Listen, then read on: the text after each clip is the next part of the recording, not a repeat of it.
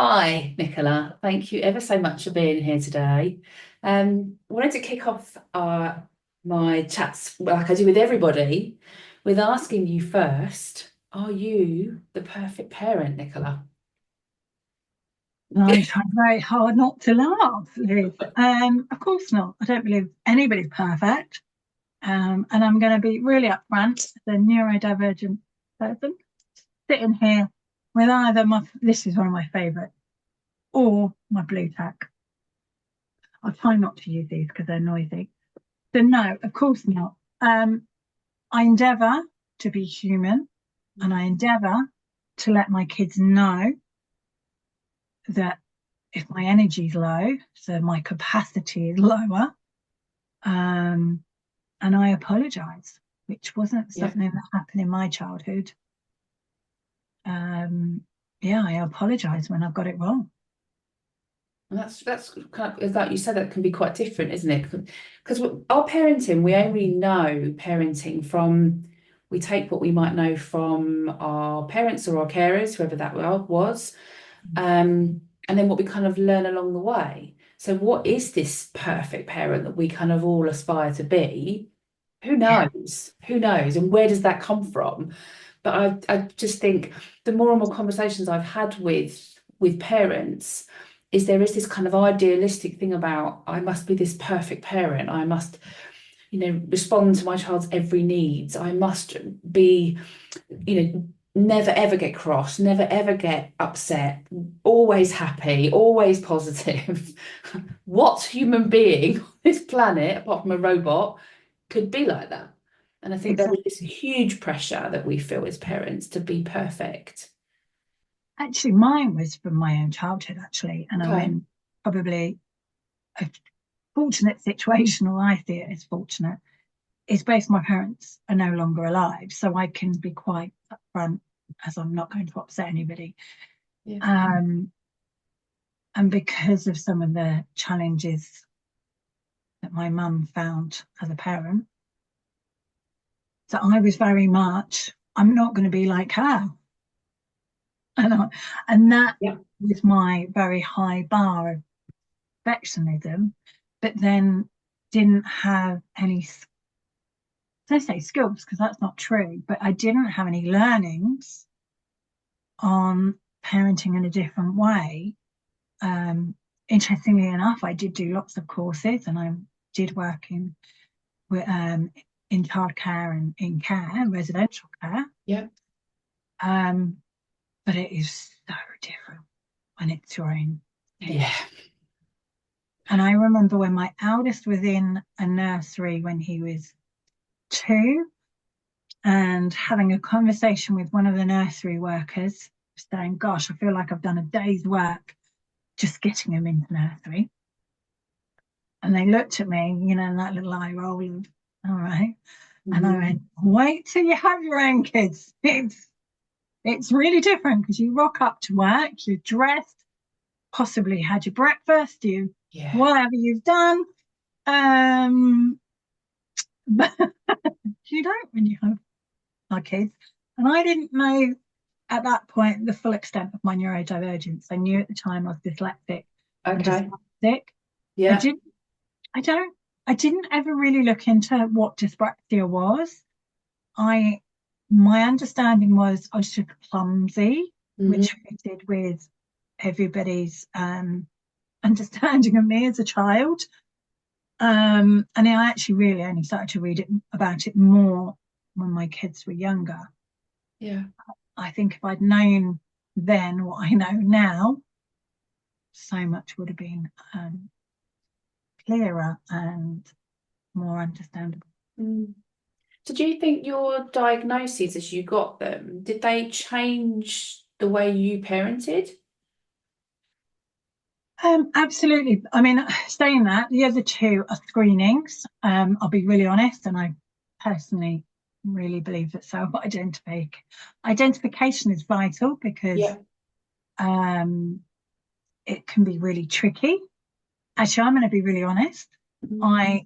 I don't know, 6 years ago, so how many years ago now, I went to be assessed for autism, and they said it wasn't autism, it was my dyspraxia. my terrible childhood. Okay. But the screen came back only a couple of years ago of yes, and everybody I ever speak to is like, Nick, you are so autistic. And it was before I completely unmasked. So I think the journey is interesting. My boys got my eldest got his diagnosis first, Mm-hmm. and I started to unpick more. And as I read more information, I was like, that's very familiar. And then with my youngest, a lot of people say he's a mini me. So our sensory profiles, even though they're not necessarily exactly the same, but our sensory profiles are quite significant, and our processing, I think, can be very similar. Yeah. And I would say actually delving further to meeting his need was the more I had those light bulb moments around myself. And that's really common, isn't it, with parents, especially kind of around our age, that were probably missed at school, or were really great at masking, or there just wasn't the knowledge back there to pick it up. Is that as you start to have your own kids and they go through the diagnostic processes, that we start going, oh, I do that. Bing. Absolutely. And I mean, it wasn't something that was diagnosed when I was at school. I am that old, but it's also, it's hard enough now. And I think it is that it makes so much sense and interesting. I was part of a book collaboration, and mine was, I'm not too loud, too slow, too fast, I was given so many labels. But yeah, having a deeper understanding of my neurodivergence, autism, ADHD, dyslexia, dyspraxia, really means that I can have more understanding of myself, but also my parenting. Yeah. And I think in the early days, and I've got a 3.5 year gap between my boys, is that pressure I put myself under, but also not understanding the challenges that I felt on a personal level, as well as supporting them. So for an example, we moved when my youngest was 6 months to South Wales, near Cardiff, and because my husband had got a new job, and I found moving quite difficult. So going everywhere was new.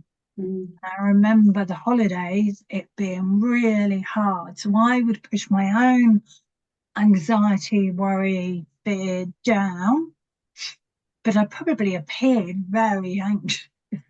I've had several professionals going very anxious, but it was, I didn't know where we were going. I didn't have all the details.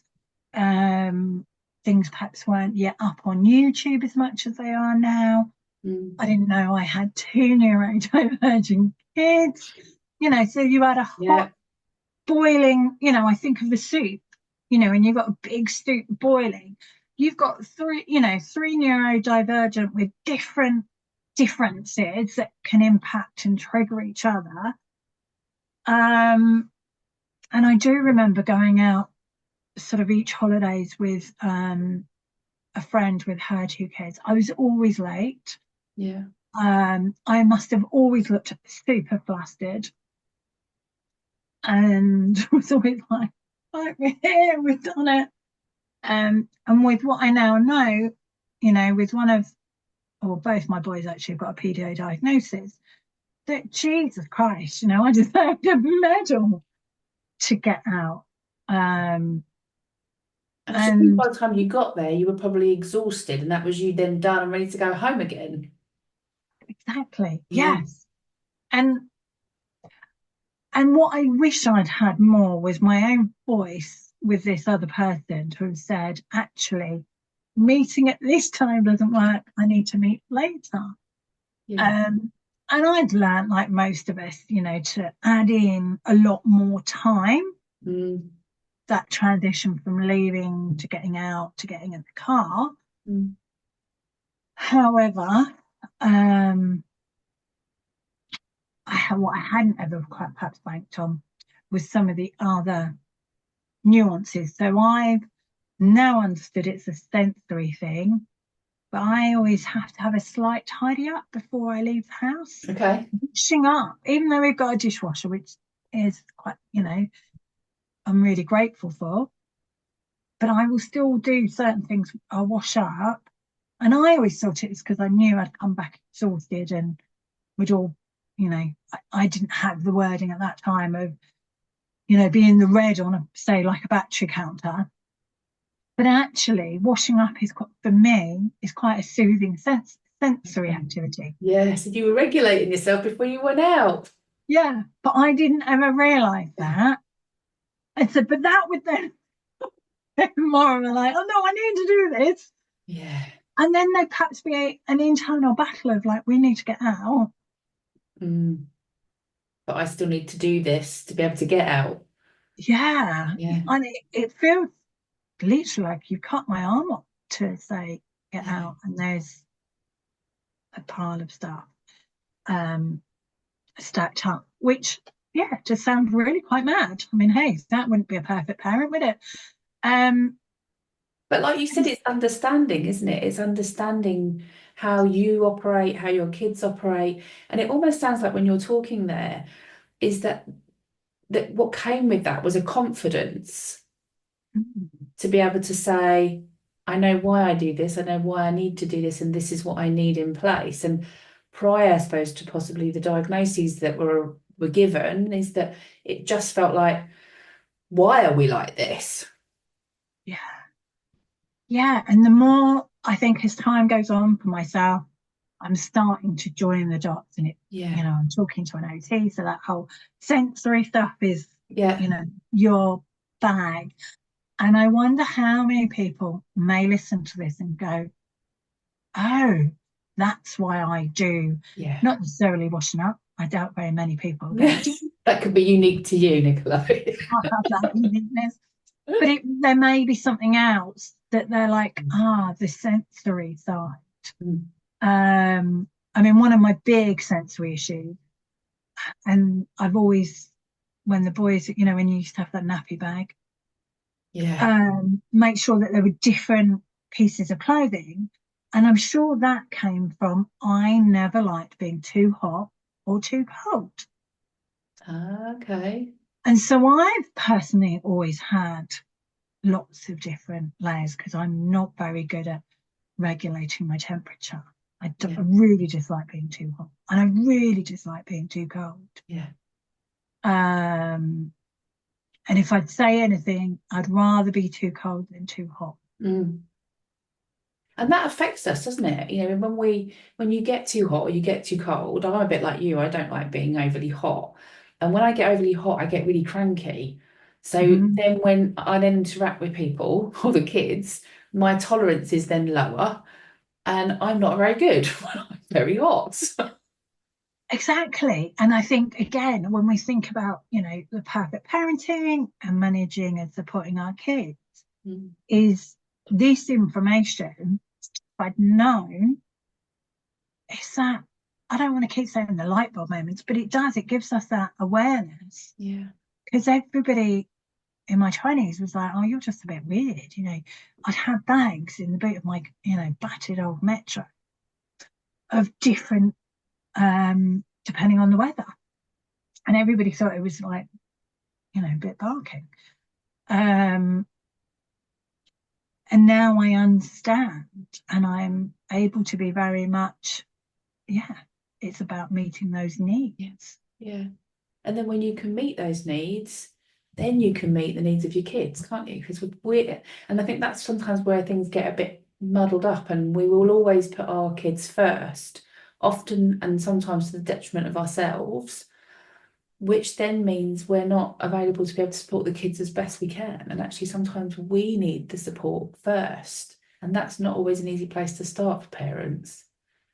It's really difficult though, because it's like that emotional connection. And I know my eldest, he is 17, and he'll message and say, oh, actually, could you pick me up from the station, or normally further afield.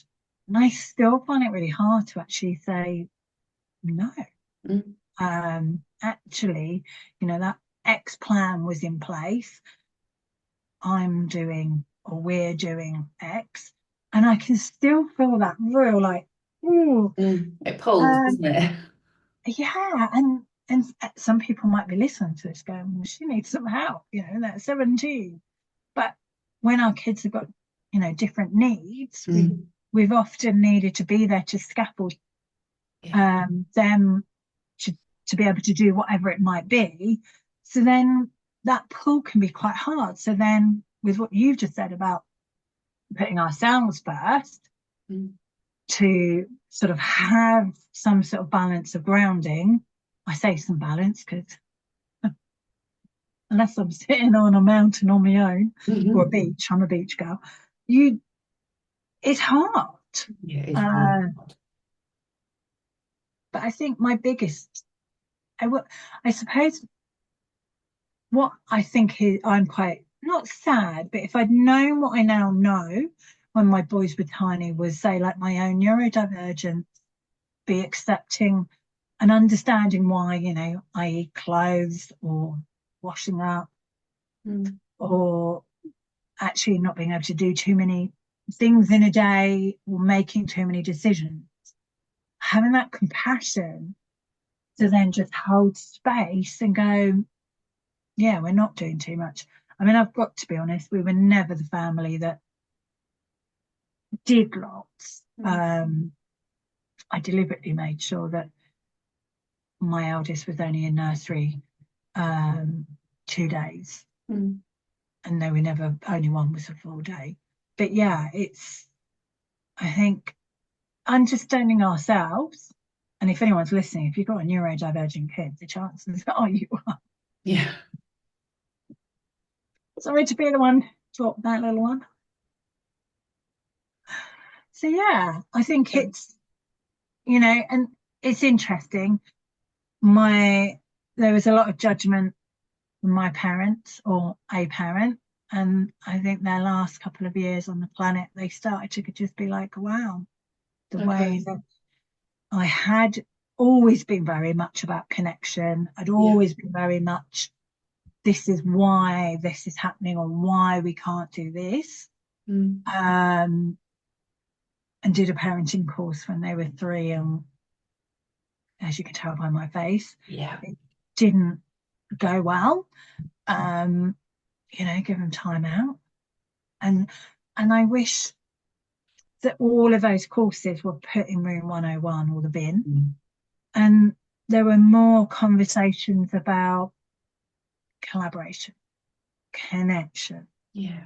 And it's not saying that we're saying it's okay to do something, but understanding 9 times out of 10 that underneath that behavior is overwhelm, and unpicking what that overwhelm is. Huge. Yeah, absolutely.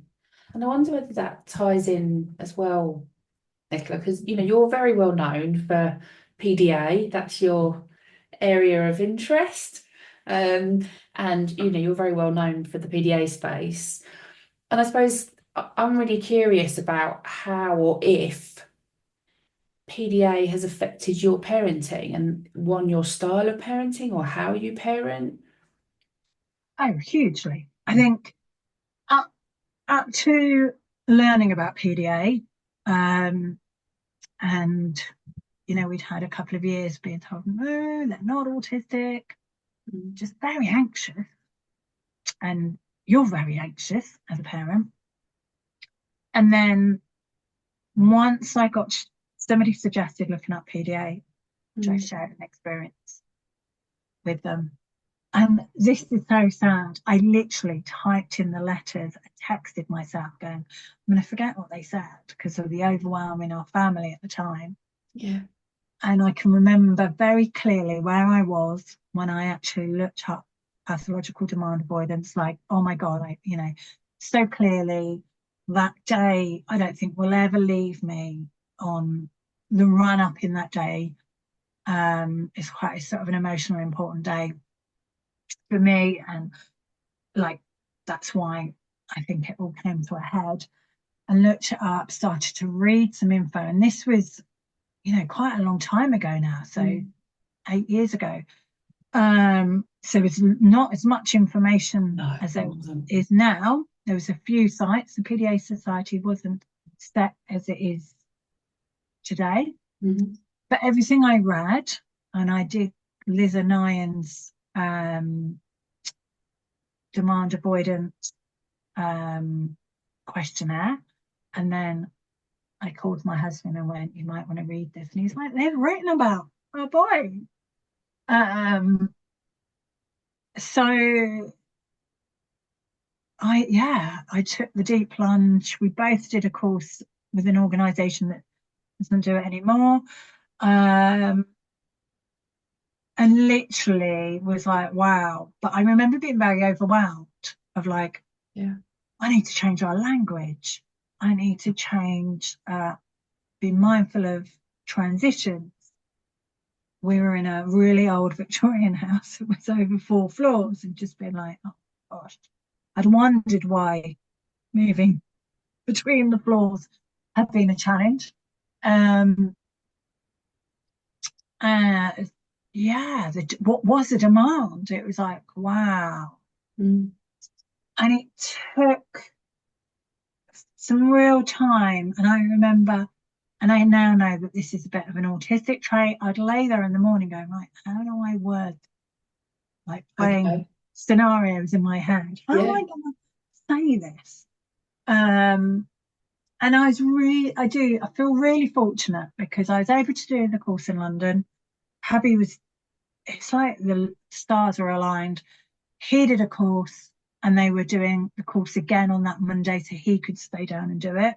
And then the PDA Society at the time were doing a parenting 6-week, 8-week course that was an hour away, but it was the best thing I did. I met some beautiful souls, some of whom we're all still in touch. And I think my learning style is I learn by doing, which is how the PDA Space came about. And it was like, I really wanted to understand it so that I could, going back to your first question of being a perfect parent, because it really did physically hurt me inside of seeing my child so distraught or volatile or struggling. And I think because of some of my childhood experiences, I was so like, I want this to be so different. I then was really passionate that in Wales that there was very little information at the time. I shouldn't say then. I think everywhere has still got lots of challenges within local authorities and education, and was going to host the first conference in April 2020, and we all know we don't really need to discuss what happened at that time. And luckily, because of the people that had agreed to come and speak, and a chance conversation with somebody who said, they'd help me for that one to get it online, we literally did a pop-up Facebook group, which is still going, and did the first summit. And it was, in a way, the timing was so apt because actually the online space really took off and gave people the opportunity to have the information. And one of the challenges of holding a physical conference, people are saying, well, I want my partner there, but we've got no one to be with our child. And I was like, I know that one really well. But actually, I don't think us getting somebody to perhaps have another room will work either, because our kids are so individual that that's not doable. So I think as a parent, you know, putting stuff online has meant that it's been much more accessible. Yeah, definitely. And my learning, you know, I'm somebody who my processing is quite slow, so I need to hear things several different times, perhaps in several different ways, you know, and hearing different views on how to perhaps do low demand or change language or how to face situations. One of the things when my son was in senior school, he used to go by bus, and he missed the bus. And I'm really proud of both me and him that morning. You know, it's like, okay, well, we'll drive you in, no qualms. Didn't say anything about, well, if you'd been ready, you know, because we'd had all those mornings. And I was quite happy to let it be. And I just said later that day, so what should we do differently? Or what can you do? What should we do? He's like, well, I'm going to set an alarm. I went, cool, okay. And then, you know, what, and then I've invited, what can I do? What, you know, what's okay? Yeah. And then the scaffolding, you know, going and putting the shower on to make that one less of a step to make it easier. And I think that's where very often, as parents supporting PDAs, we can be accused of, you know, that helicopter parenting or whatever awful term that is out. Is actually we're scaffolding. We're giving those little steps of how to cross the river. Yeah, it's to support that transition, isn't it? That's why we've got zebra crossings, isn't it? So we can cross. Yeah. You know, and when I've got to go away or do stuff, I rely quite heavily on my hubby to help me on that, because I can get quite frozen to a point and then get out. And I think for me, it's just picking one area, and that became really clear actually as I was in that first sort of 6 months of changing to really meet the needs of our PDA.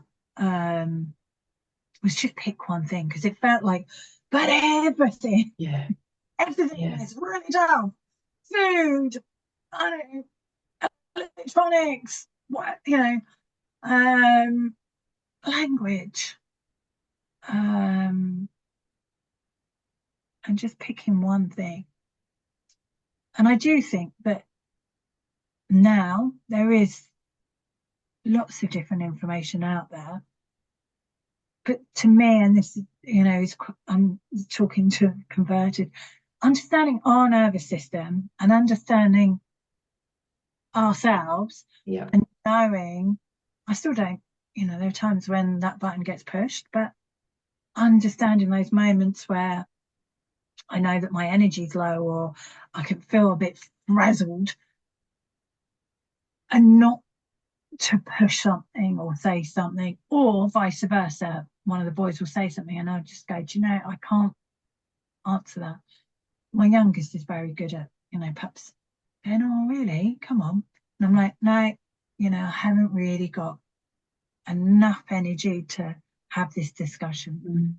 I'll have it another time. And that's that confidence again, isn't it? In knowing you and knowing why and how I do things, and being confident to be able to say, not right now, I can't do it right now. And that's hard. Yeah. And as you say, that I think comes with time and experience of actually, do you know what? How many times have we ended up in that volcano position?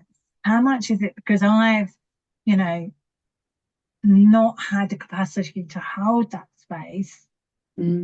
And so it is like a litmus fire. And, you know, I'm only human, and it's understanding all of our different, I don't really like the word triggers. There's lots of words I don't like.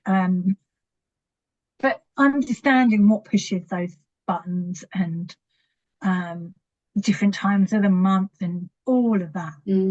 plays such a big part in how we can navigate things. Huge, huge.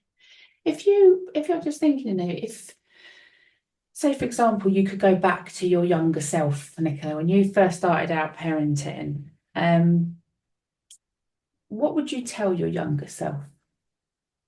I think now is about compassion and be really compassionate with myself. And I would, when you said about you'd be asking this, is that real forgiveness actually now of what I didn't know. Yeah. Because I think we can, and I can still do it sometimes, of like, oh, if only I'd known. And like throw that stick on the fire and be really, we knew what we knew at the time. And even sometimes today, we know what we know, but that compassion, and to really trust my own instincts. Yeah. There were a few occasions, and I did know. And I suppose not being so bothered by older, or the elders in the family, oh, we're naughty. How do you do that, Nicola? How do you be less bothered? Because I find that quite tricky for me. I find there's quite a lot of, I feel like I should do something in a certain way, especially like you say, if somebody older tells me that's what I should be doing, I find it really hard. I suppose it's that really in a quiet, calm moment, really connecting with ourselves and trusting and knowing ourselves. As a neuro-linguistic coach, I've done quite a few different pieces of work where I've reminded or shifted my, I suppose, like pictures of that's their vision, this is my vision. Yeah. And then I also acknowledge that we've all got our different ways of doing things, and it's really easy for our elders to go, well, in our day, well, actually, it was a different day. And I did actually used to say to certain people, well, because I remember my mum saying, oh, her mum didn't like the music in the 60s. In each era, each set of generation, there has been something about that era. And just blatantly calling it out and saying, well, funny, what bit did you not like? And I'm finding a memory that really resonates, that we can hold on to. So I wrote about it, was my nan, God bless her, she was in her 90s when she passed away, but I remember in my teens, she got her first telephone. She had it upside down and she really argued about having one, really argued, like big time argued that she didn't, wasn't going to have one. And then I remember going to see her on my days with my mobile. I mean, it was nothing like these. And she just was like, that's a bit like Concord, it's a bit like, whoa. And just that reminder that things do change. Now, that's quite extreme because a lot of people be like, what do you mean? Somebody who didn't have a phone and, a mobile. But that era, thinking that's how different. She didn't have a telephone. She thought it was, she argued with her children about having one, even though it was for her safety. And then if depending on who they are, having that conversation going, well, washing machines or dishwashers or whatever it might be, the natural changes that have happened. And then, well, this is why I'm choosing to do X. I know my mum used to always be like, oh, children of today, they're on a screen. And at first I'd be really like, and then I just went, yeah, they are. Yep. That's just how it is. Yeah. So yeah, that's my little nugget that helped me navigate it. Was if you had, say, one piece of advice for a parent out there right now, so parents listening to this that could be really struggling, and having a tough time, and they're questioning themselves and they're lacking that confidence, what one piece of advice would you give them? I think really listening to our own intuition, because we do know. And I really am. You know, oh my goodness, you're so hippie, Mum. But be compassionate with yourself. And that if something doesn't resonate, if they're listening to your podcast, if they've read things, doesn't resonate, that's okay. Yeah. It's what because works I for think you. in various different communities within perhaps the neurodivergent space or parenting space or wherever, we can get a little bit stuck, can't we? Well, everybody else is doing this. If it doesn't resonate with you, don't give yourself a hard time. Look at how that it does work, and a massive dollop of compassion, and it won't always be like that. Yeah. In tiny, and you'd be like, yes, I just got into this little routine, and they're feeding however many times, and this is all yes. And I've then got it. Yeah. 2 weeks later, it's like, oh, that's gone. No, I'm not meeting you at that time because, it, and, things do pass. It will pass. It might feel that pass might take months, years. Yeah. But it does change. It does change, which is why our seasons change in the UK. The leaves drop off, and, the next part, the buds come, and that circle happens, and holding on to that.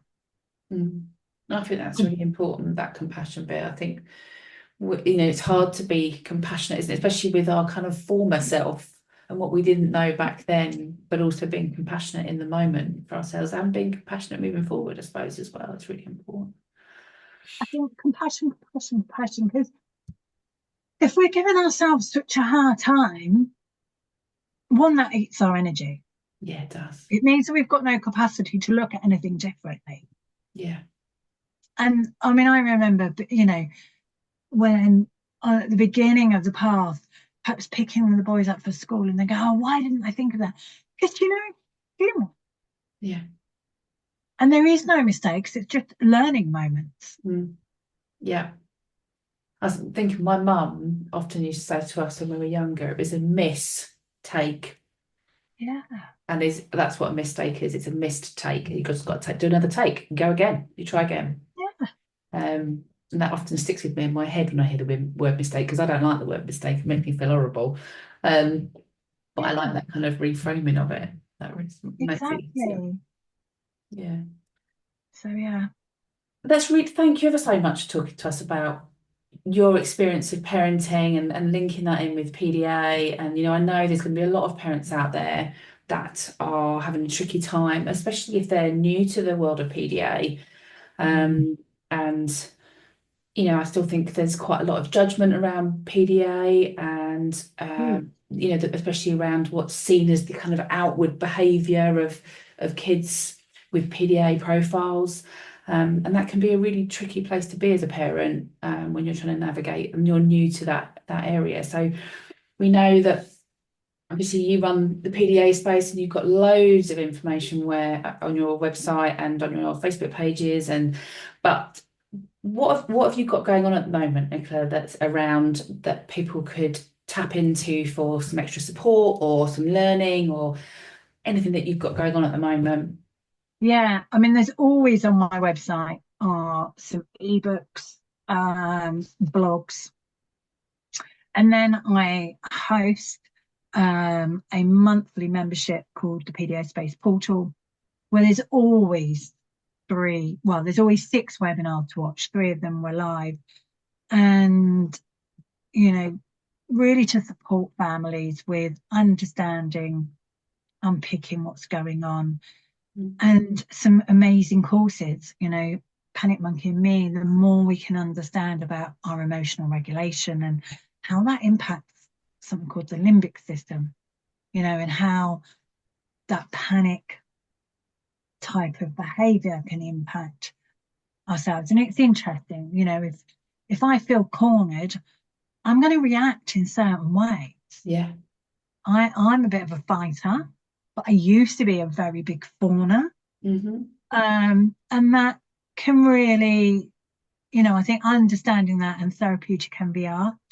And hopefully there'll be some other bits coming out very, very soon. Exciting. So watch this space, it sounds like, definitely. So there's a load of stuff people can go and access right here and now, but it sounds like there's also possibly some exciting stuff coming up in the There future. will be. There was a Yeah, wink then I saw. there is. I can't help myself, a cheeky girl. So yeah, I mean, have a look on the website. I know you've got all the links, but there's a lot.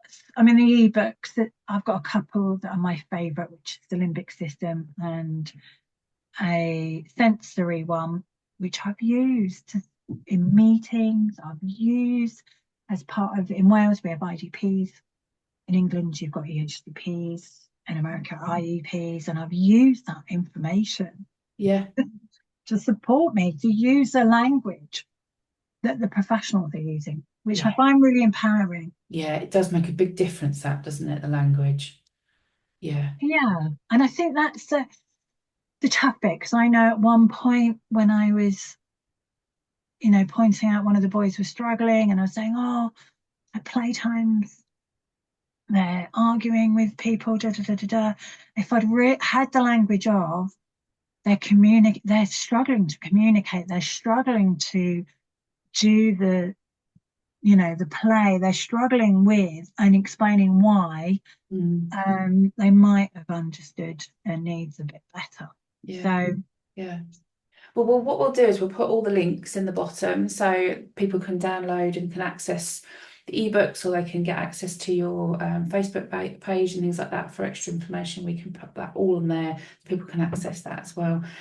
So it just leaves me to say thank you ever so much. Thank you for coming on, Nicola. Thanks for chatting to me. It was lovely to speak to you, and I'm looking forward to see what comes up next year for you. thank you. Take care. Take care. Bye.